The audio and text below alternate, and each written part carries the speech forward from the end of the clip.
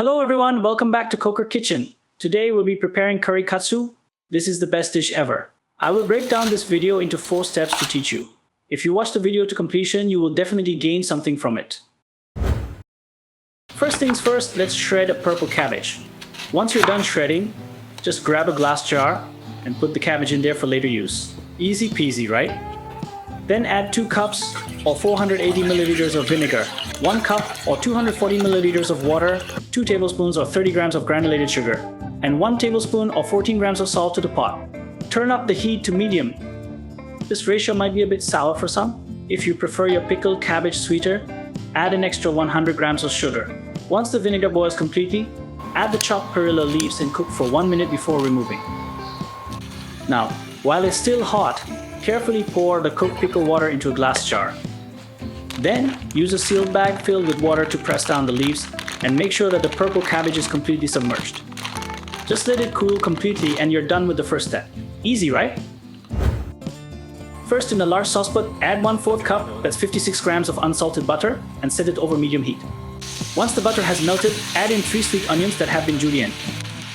Cook those, stirring often and adjusting the heat back and forth from medium to low to avoid burning for 30 to 45 minutes. If the pan gets too dry and starts to burn, feel free to add a small splash of water to deglaze the bottom. While the onions are cooking, bring 1 quart of good chicken stock to a boil and add 1/4 cup, that's 20 grams of dried and sliced shiitake mushrooms. After about 2 minutes, remove the mushrooms and set them aside. Grind a large green apple and use a slicer to shred it into thin slices. Add it to the caramelized onion, along with 1 tablespoon, that's 15 grams of tomato paste. Stir that together and add your rehydrated mushrooms. Let that saute for 3 to 5 minutes or until the apple is softened. Then remove all that and place it in a bowl to the side. Now, this is where people would just add a pre-made Japanese curry mix, right? Where the hell do you think you are, buddy? We're making our own. Melt a half cup, that's 112 grams of unsalted butter over medium heat. Once melted, whisk in a half cup, that's 75 grams of all-purpose flour and cook while constantly whisking for about 30 seconds. Then add 1 tablespoon, that's 12 grams of masala, 1/4 cup, that's 30 grams of curry powder, and 2 teaspoons, that's 12 grams MSG. Whisk that together and let it toast for about 1 minute, stirring occasionally. Then add back in all of your onion mixture. Add 14 grams of dark soy sauce, 25 grams of Worcestershire sauce, 15 grams of honey, and an appropriate amount of chicken broth to the pan. Stir fry until it becomes a thick sauce. Put the stir-fried curry sauce into a blender and blend at medium speed to break down the ingredients and make it silky smooth. While constantly blending, add in 3 tablespoons, that's 50 grams of cold butter, 1 tablespoon at a time, until all of it's added in and emulsified. That should make your sauce beautifully glossy and smooth. Then pass that through a fine mesh strainer or cheesecloth into a new pot and simply keep it warm.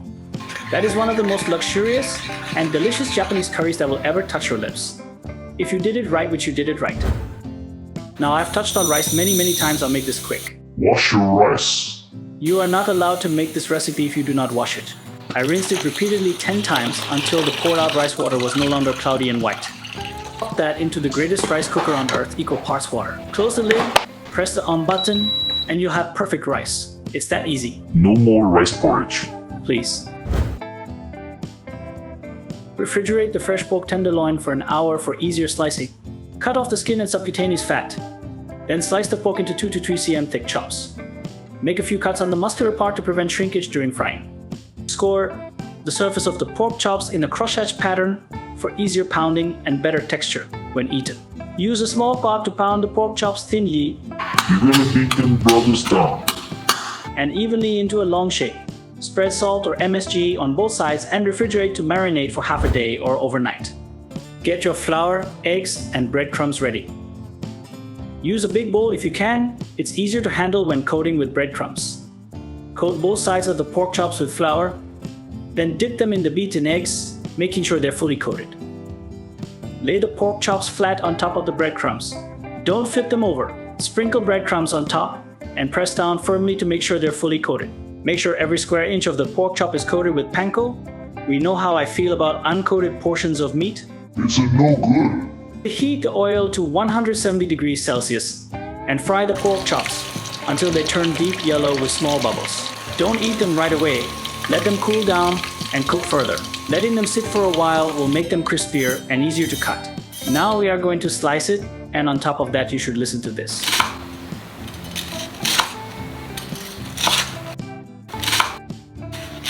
Oh, good lord. Put the rice in the bowl and set it to the side. On the other side, add the curry sauce and put the pork chops on top next to the rice. And don't forget about the purple cabbage. Add some pickled veggies to balance out the oiliness. Sprinkle some Japanese seasoning on top and add some chopped green onions. They go great with the pork chops. Alright my friends, I hope you learned something today and enjoyed hanging out. If you're still here watching the video, you're a true friend. So drop a like, leave a comment, and make sure to subscribe. I kindly ask that you do so. Please do not make me beg on my knees.